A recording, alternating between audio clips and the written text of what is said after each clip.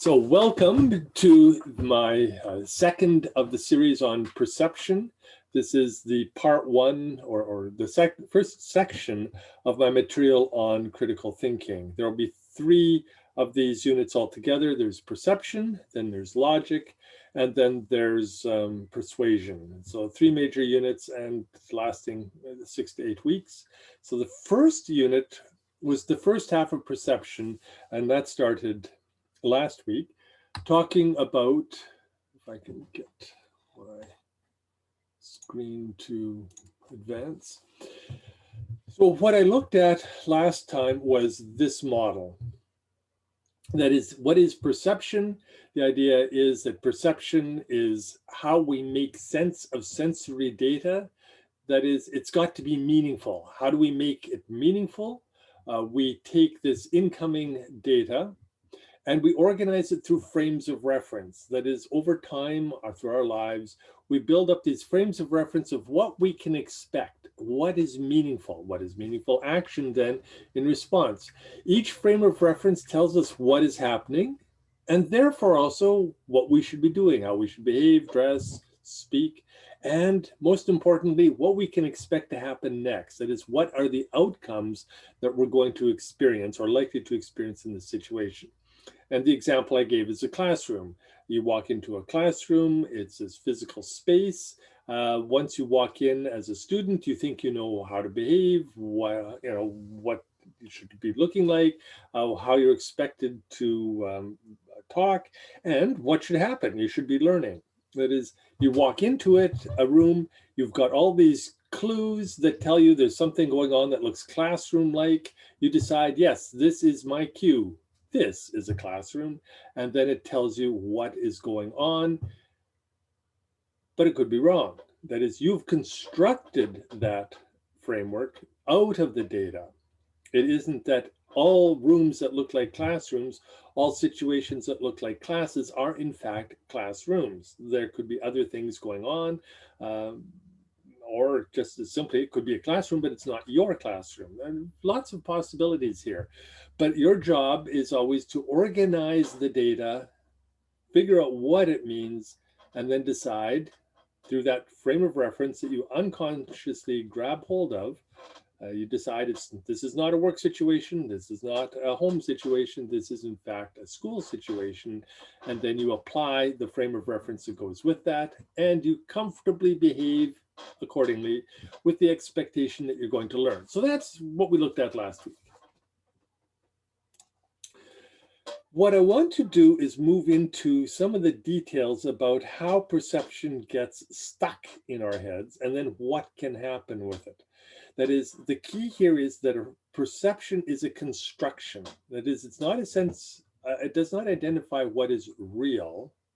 It identifies what we perceive, which might be what is real, but might not be. That is, we are always living a tension between how we have perceived things, that is, what is the construction we have created out of the incoming data, and what in fact is going on. It's an ongoing feedback process where we're assessing, trying to figure things out. Sometimes it's easy to revise and reflect, sometimes it's not.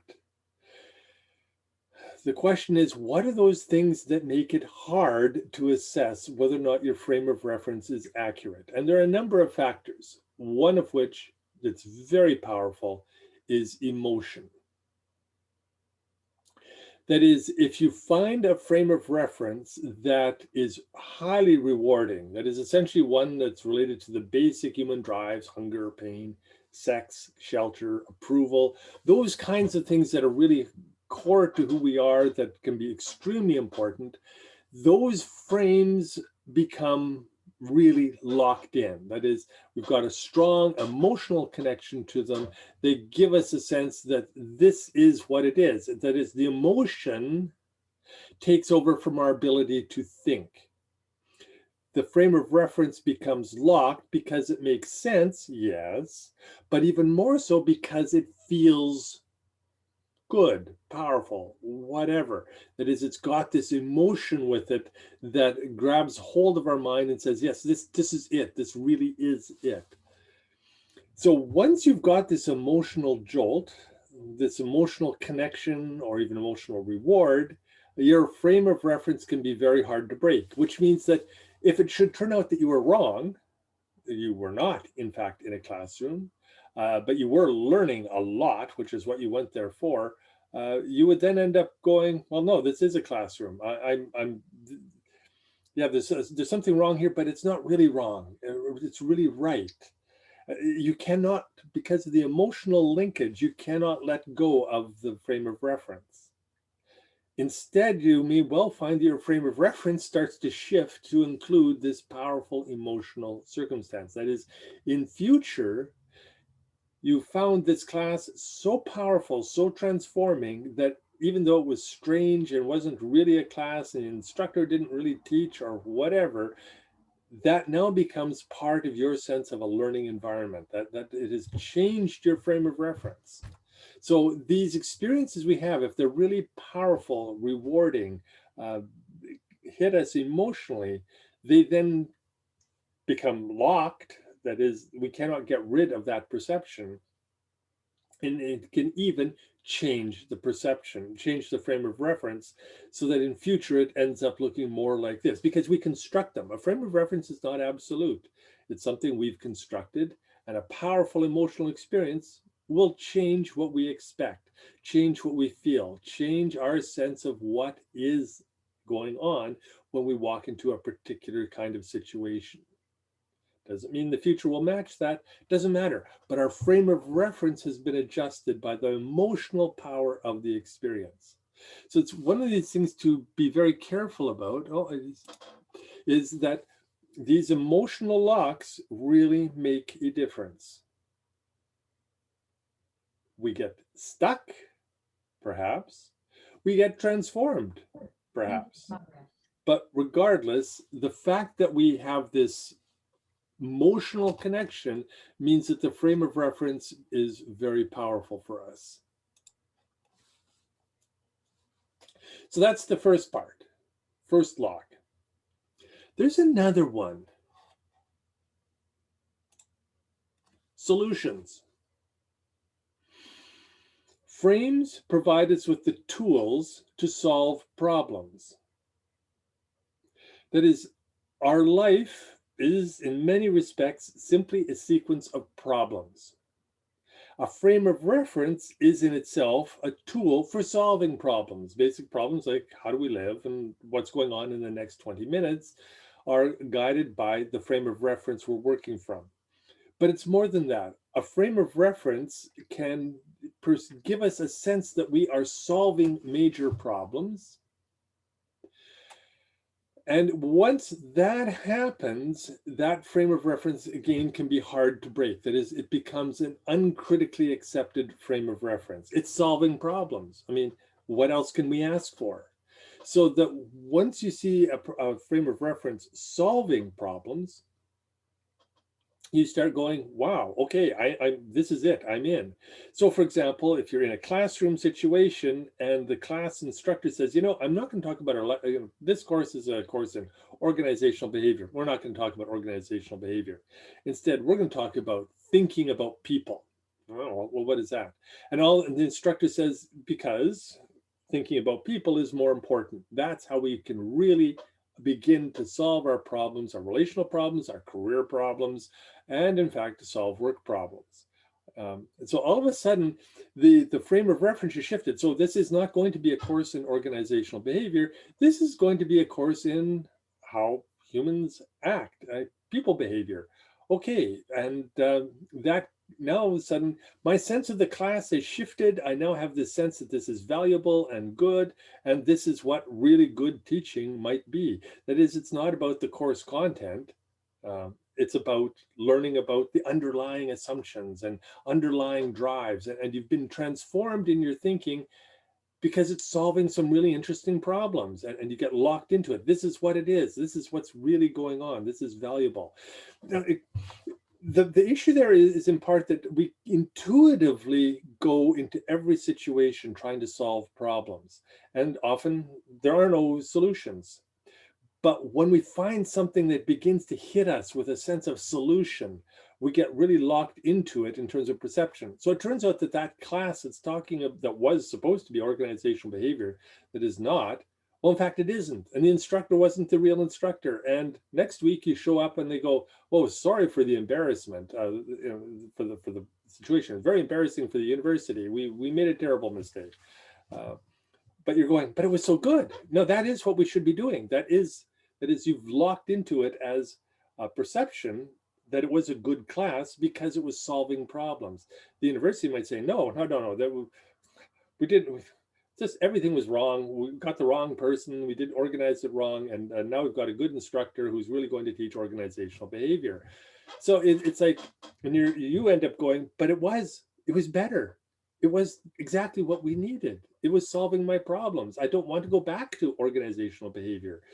I don't want that frame of reference that you've decided is the correct one, because my frame of reference, this was even better. It was solving my problems. I was beginning to understand my life. Just one class with that instructor. Well, okay. So you begin to get, you see how if you're solving problems, you can get locked into the thinking. You don't just go, okay, well, that was that. No, it was solving problems. And once you start solving problems, things become really important to you. You get locked into it. Doesn't mean the thing is what it should be. That is, what we're talking about is a misled perception. You were thinking it was a class. Instead, it was a faulty instructor accidentally assigned who wasn't teaching the correct materials. But that's not what you ended up perceiving. You ended up perceiving something valuable. And that becomes very important to the way your brain processes that situation and its function. So these frames of reference, they're malleable, but they can also be locked in, that you get a very strong fixation by a powerful solution, a powerful emotion. And once you have that, that is it for you. And nobody can tell you otherwise. You are locked in by your own use, your own feelings. So that brings us to this, the obstacles to accurate perception. While we can get locked into a frame of reference because of the power of it, even if it's not a correct one, bigger issue is that often our frame of reference is not accurate. That is, we haven't selected the correct frame of reference by which to guide our thinking, our behavior, what's going on.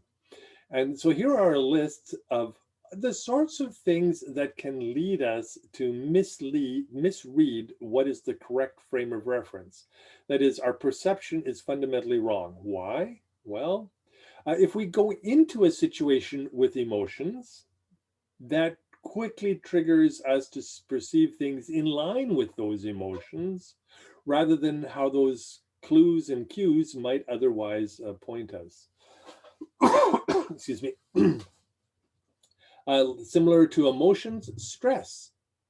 That is, if we're really anxious or angry, we will move into a situation with a predisposition to certain kinds of perceptions, which may or may not be accurate. We have desires.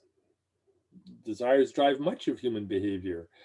Those too will change the way we perceive a class.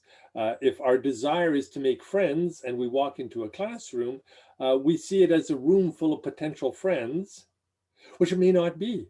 It may never be that, but that's how our desire for friendship drives our perception of how we're approaching a class. We walk into the class and we go, these are people who are just like me, so they could be friends. And that's where you start acting, how you start acting and behaving and looking. This is a friendship environment, and you never do learn the critical pieces of information that the classroom was supposed to perceive, because your frame of reference was not classroom. Your desire for friends was so strong that you perceived it instead as a place to find friends. Okay, one more. And I can go through the rest of this list, and it's in similar ways. That is, cues could be distorted. There's no necessity that what we're seeing is in fact absolutely accurate in terms of what it is that we're perceiving. Inappropriate context is a powerful misleader. That is, it could be an accurate frame, it might not be. That is, the context does not quite fit.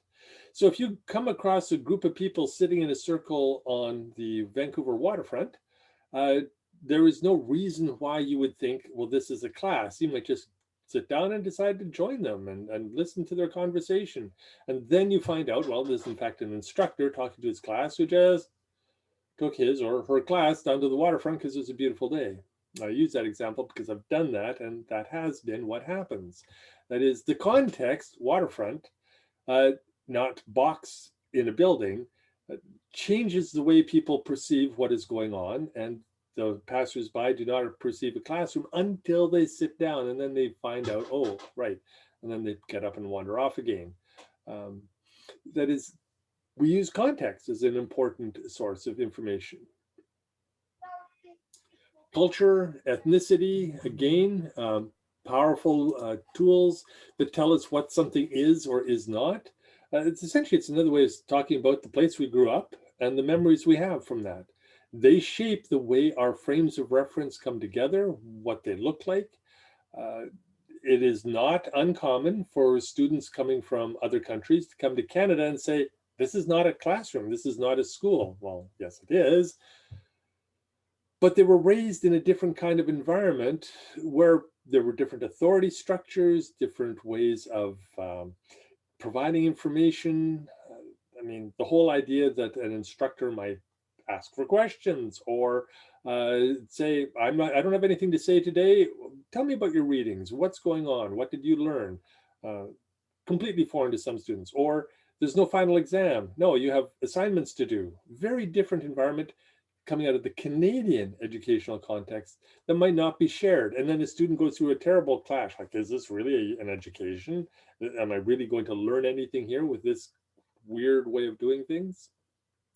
Religious beliefs, another, can be a really significant obstacle to perception. Maybe, maybe not. It all depends on the type of belief and the way they interact. That is, religion is everywhere. But it comes to life in different ways for different people in different situations and can lead to fairly strongly different perceptions of what's going on. Very closely tied often to culture and ethnicity. That is, religion and culture are often very closely tied, often in ways which are invisible to the people, so that you have a belief system, but it's tied into culture. So, example, somebody who comes out of one Christian tradition walks into another Christian tradition and goes, these people aren't Christians. They don't behave right. They don't talk right. I'm not perceiving things the way I expect my beliefs to be enacted. Well, they're different perspectives. And how do you perceive? What is the core? How do you take your frame of reference apart and begin to see what is the heart of it and what is the peripheral stuff? Tough stuff to do because that's not how we construct them. We construct our frames of reference as a whole. Religious beliefs are complex, have many parts. How do we take them apart? It can be very difficult to really see what's going on, to construct a frame of reference, simply because same religion, but a slightly different way of organizing the basic materials. Misleading stimuli, lots of that. It's not hard to get distracted by things that then you miss critical cues and end up constructing an improper sense of what's going on. Anyway, overgeneralization, another typical one, which is where you construct one frame of reference by not paying enough attention to the details. That is, there may be important details that you've missed. For example, you walk into your organizational behavior class and it's not organizational behavior. You generalized it's, in the right location approximately, but you missed the detail, the sign that said organizational behavior relocated to room 306. And you missed that detail because you're just walking in because that was what it felt right. You didn't check for that little sign on the door. You know, we do that kind of thing all the time. We know what's going on. We have our sense, you know, it was in our instructions. This is room 205, and that's where it said. We just missed that sign. And we do that kind of thing all the time because that's one of the factors of a frame of reference is it tells us what to look for, but it also then obscures other things that might be relevant. Um, we can have personal issues. That is, we're just not having a good day. And so we start misreading the cues. Can't figure out quite what's going on, what people are talking about, how they're behaving. Mental illness. This is a critical issue in mental illness is people are not perceiving reality accurately or effectively. That is, their brain processes that are getting way of correct understanding. They may be hearing voices in their head that tell them this is something other than it is, and things go on like that. Medications, again, distort perceptions fairly powerfully. Drugs and alcohol, it's one of the reasons we take them is to distort our perceptions. Last one here on this list is physical geography. And this one I found fascinating. I've often thought about this. That is, our brain is actually oriented by the type of physical geography that we've grown up in or recently experienced. That is the type of landscape, urban, rural, open, mountainous. And those give us a certain sense of what is going on. That is, we acclimatize. And then something happens in that environment and we don't quite know how to interpret it. We can't construct a proper frame of reference, or we construct an improper frame of reference because the cues seem to fit what's going on. I remember once looking out a train window in Manitoba and being absolutely certain I saw a row of hills. No row of hills. I'm a BC boy. We're surrounded by hills and mountains all the time. I was certain that's what I saw. But as we got closer, I realized, no, it's just a line of clouds along the horizon. But my brain misconstrued it as something else entirely. But the thing is, we do that all the time, and it can cause us to be significantly wrong in terms of what we're perceiving in the world around us. That's a kind of mundane example. And to continue, there we go. Okay, so here's where this gets really awkward. The art of the con. What's going on here is this is in fact how people then can mislead you. One of the problems we face in our world is that there are those who are very sophisticated about understanding how we set up frames of reference and then use that knowledge to mislead us for their own gain. So one of the things that happens out where I live in Abbotsford, this is a very religious community. Lots of religions, but very religious. What is quite common, every few years, we find that there is some scam where somebody comes in acting like a very devout religious leader who speaks all the right words, says all the right things, gathers people round, and then sets them up to donate lots of money to a bogus cause that is based around their religious principles. This would be Christian or Sikh, those being the two major religions out here. So they're playing off of this sense of Christian generosity or Sikh obligation, and they have these people lining up to donate large sums of money to causes that don't exist.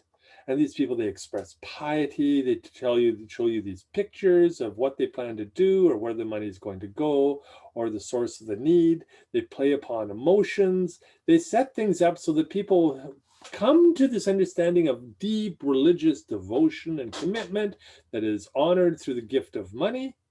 And at the end of the month, the person packs up all the money into their suitcase and off they go. They're gone. You lose. That is, you were set up. Somebody gave you a frame of reference that fit your understanding, but that wasn't the actuality.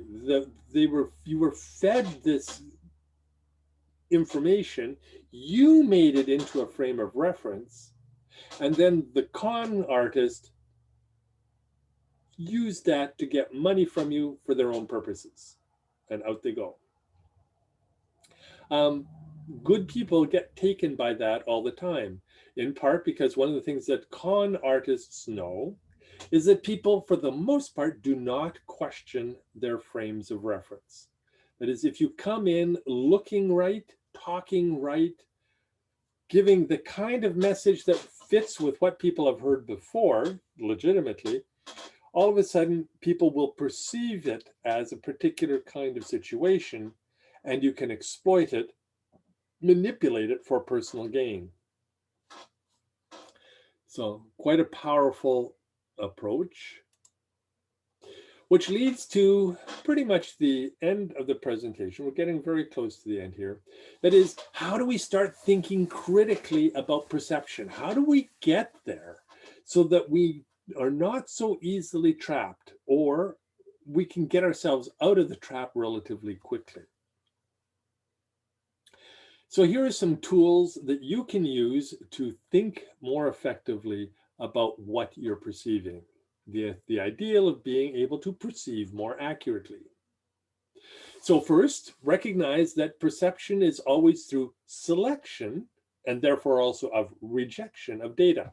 That is, there's lots of information coming in. Your perception, whatever it is based off of a subset of the data. And so perhaps you should be looking for what else is out there, trying to pay a little broader attention to the incoming stimuli as a whole. Maybe it'll help, maybe it won't. But just be aware that as soon as you perceive something, you have selected from a larger pool of data. So pay attention. What have you lost? Look for the assumptions behind the frame. This means kind of checking yourself.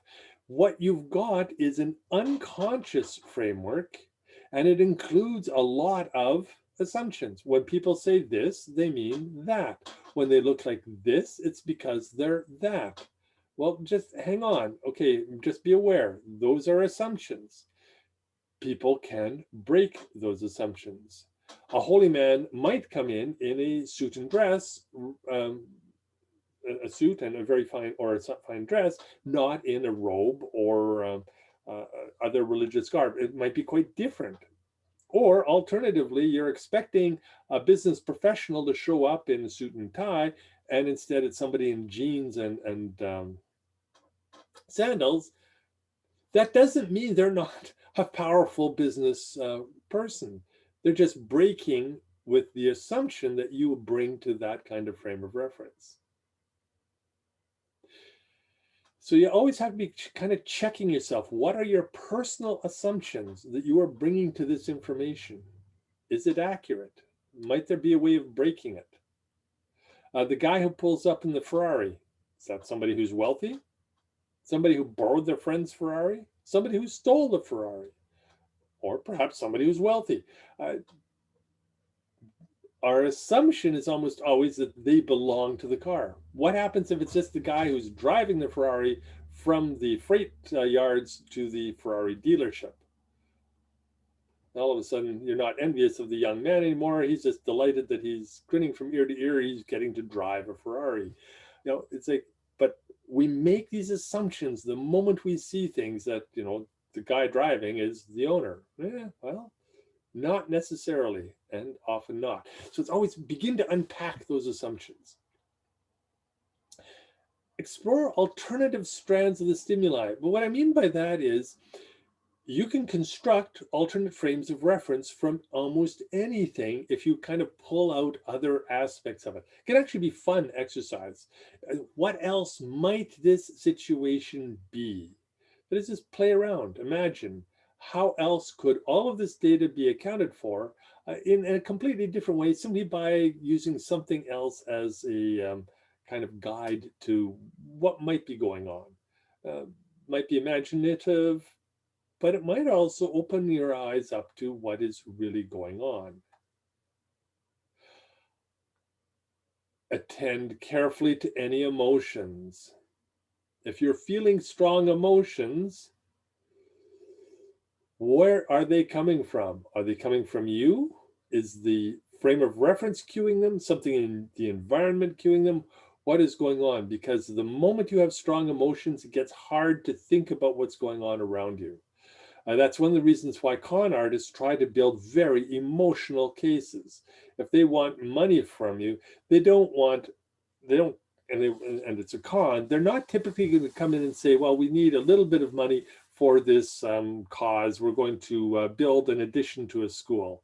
No, they're going to talk about the grinding poverty, the deep need. They want to tear upon your sense of empathy, your feeling for others. So they get lots of money, because for an extension for a school, yeah, you'll throw in $50. But for deep grinding poverty, maybe you'll put in 1,000. And that's what they're looking for. That is emotions. But the other side of that is, if you get that strong emotional appeal, you're also less likely to question what's going on. That appeal for the school extension, you're going to go, yeah, but do they really need it? Yeah, I don't know, Whereas if they've made the case of grinding poverty, and you're in deep empathy that comes out in relationship to that, you stop thinking. All you can see is you even end up feeling guilty for asking questions about it. That is, the strength of the emotion can very powerfully lock you into the perception. And then, how does it solve problems? If there are solutions that are emerging from the situation, be cautious, be careful. One of the things, one of my struggles with the MBA program is that a lot of the information in it is not very strong, but it's presented as if it's a strong solution to business problems. That is, the students are learning something really significant. When in fact, no, they're not. They're learning stuff that might be interesting, might be valuable, but might just be guesswork on the part of the people who put the textbooks together and do the business thinking. But it seems to solve problems. I love emotional intelligence. Well, if you've been to my class, I hate emotional intelligence. What I love about it, though, is the way it creates a solution to a problem that it doesn't, in fact, solve. That it gives people a sense that we can create a better, happier world, and we all want to live in a better, happier world. When, in fact, it does no such thing. But the fact that it creates this sense of a solution becomes a very powerful lock to our sense that this is true and valuable knowledge. When, in fact, it's fiction and not useful at all.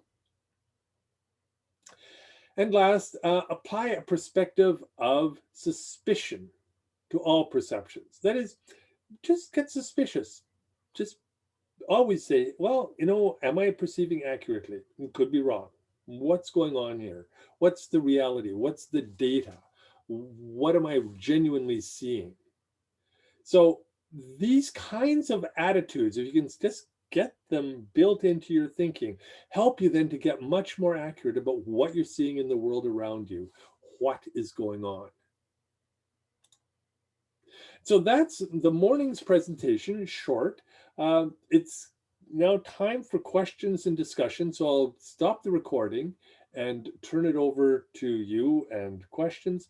But the principle here is, you have perceptions. You constructed those perceptions from data. Having constructed them, what do they do to you? Where do they leave you? What are the weaknesses that they give you? That is, you start going down tracks that the frame of reference indicates. You don't stop to back up and say, hang on, is my perception accurate? And that's important. Your perception needs to be questioned by you for your own purposes. You need the best understanding of reality that you can grasp, and that means questioning of your own perceptions. Try and get closer to the data, to the information that drives them in the first place. So I will stop sharing there and stop the recording as soon as I can.